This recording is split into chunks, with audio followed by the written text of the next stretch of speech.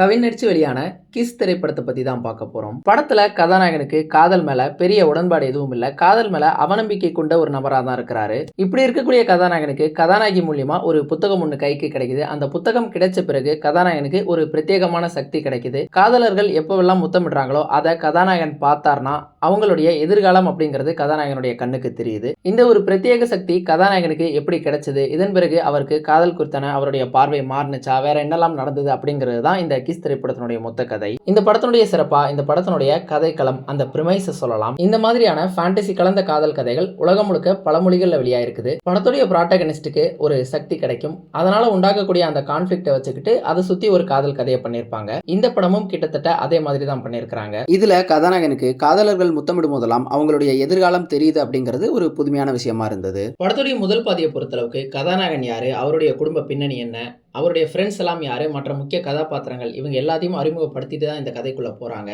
ஆனா இந்த மைய கதைக்குள்ள போறதுக்கு இவங்க ரொம்பவே நேரம் எடுத்துக்கிறாங்க அப்படின்னு தான் சொல்லணும். அதே நேரம் ஃபர்ஸ்ட் ஹாஃப்ல நிறைய தேவையற்ற இழுவையான காட்சிகளும் இருந்தது. கதாநாயகனுக்கு அந்த சக்தி கிடைச்சிட்ட பிறகும் கூட நேரடியா அந்த மைய கதையை நோக்கி போகாம நிறைய தேவையற்ற காட்சிகளை வச்சு ஃபில் பண்ணியிருந்தாங்க.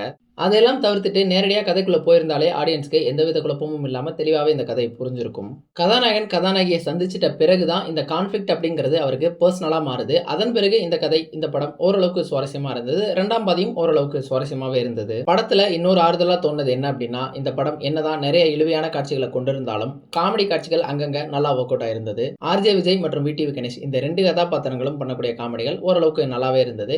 குறிப்பா இரண்டாம் பாதியில விடிவி கணேஷ் அந்த சூசைட் பண்ணிக்க போற ஒரு கேரக்டர் வச்சு வரக்கூடிய காமெடி, அதை தொடர்ந்து வரக்கூடிய சீக்வன்சஸ் இதெல்லாம் நல்லாவே இருந்தது. இவங்களுடைய இந்த ரெண்டு கதாபாத்திரங்கள் இந்த படத்துல ஒரு ரிலீஃபை ப்ரொவைட் பண்ணுச்சு அப்படின்னு சொல்லலாம். இந்த மாதிரியான ராம்காம் திரைப்படங்களுக்கு ஒரு முக்கியமான அம்சம் என்ன அப்படின்னா இசை தான். ஜென்மார்டினுடைய பின்னணி இசையாகட்டும் பாடல்களாகட்டும் இது ரெண்டுமே இந்த படத்துக்கு பலமா தான் இருந்தது. பாடல்களை பொறுத்தளவுக்கு அந்த 3D பாட்டாகட்டும், அதன் பிறகு கிளைமேக்ஸ்ல ஃபயர் வச்சு ஒரு எபிசோட் ஒன்று பண்ணியிருந்தாங்க. அந்த சீக்வன்ஸும் நல்லா இருந்தது. அந்த இடத்துல பின்னணியில வரக்கூடிய அந்த என்னாலே என்னாலே பாடல் அதுவும் நல்லா இருந்தது.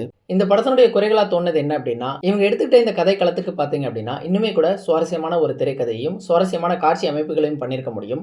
அதுக்கான சாத்தியங்கள் இந்த கதை களத்திலேயே இருக்குது. ஆனா இந்த படத்துல ஒரு சுவாரஸ்யமான பிளாட்டை மட்டும் எடுத்துக்கிட்டு இதுக்கு இந்த அளவுக்கு போதும் அப்படிங்கிற அளவுல தான் திரைக்கதையும் சரி காட்சி அமைப்புகளையுமே பண்ணியிருக்கிறாங்க. அடுத்ததா ஒரு பெரிய குறையா தோணுது என்ன அப்படின்னா, படத்துல கதாநாயகியை காதலிக்கிறார் அப்படிங்கிறதுக்கு வலுவான ஒரு காரணம் இல்ல. கதாநாயகன் கதாநாயகியை காதலிக்கிறதுக்கு இல்லாம வலுவான காரணம் வேணும் அப்படின்னு கேட்டா மற்ற படங்கள் அது தேவை கிடையாது. ஆனால் இந்த படத்தில் கதாநாயகன் காதல் மேலே அவநம்பிக்கை கொண்ட ஒருத்தராக இருக்கிறாரு.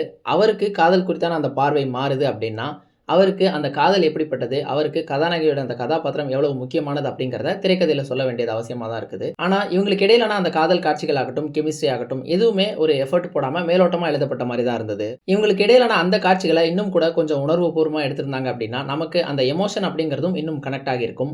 அதனால கதாநாயகனுக்கு இருக்கக்கூடிய அந்த பிரச்சனை, அதனால ஏற்படக்கூடிய அந்த விளைவு எல்லாத்தையுமே மீறி இந்த ரெண்டு பேரும் எப்படியாவது சேர்ந்துடணும் அப்படிங்கிற அந்த உணர்வு பார்வையாளர்களுக்கும் கடத்தப்பட்டிருக்கும். ஆனால் அந்த மாதிரியான உணர்வெல்லாம் நமக்கு ஏற்படவே இல்லை. மொத்தத்தில் இந்த கிஸ் திரைப்படம் எப்படி இருந்தது அப்படின்னு கேட்டா, ஒரு சில திரைப்படங்கள் திரையரங்குக்கு வரும்போது பெரிய வெற்றி அடைஞ்சிருக்காது. ஆனா ஓடிடியில நாம பார்க்கும்போது இந்த படம் நல்லா தானே இருக்கு அப்படிங்கிற அந்த உணர்வை ஏற்படுத்தும். இந்த கிஸ் திரைப்படம் எனக்கு அந்த மாதிரியான ஒரு உணர்வை தான் ஏற்படுத்துனுச்சு. கண்டிப்பா இந்த படத்துல குறைகள் இல்லாம இல்ல. ஆனா அந்த குறைகளை கடந்து பார்க்கக்கூடிய ஒரு ரொமான்டிக் காமெடி திரைப்படமா தான் எனக்கு பட்டுச்சு. விருப்பம் இருக்கிறவங்க ட்ரை பண்ணி பாருங்க.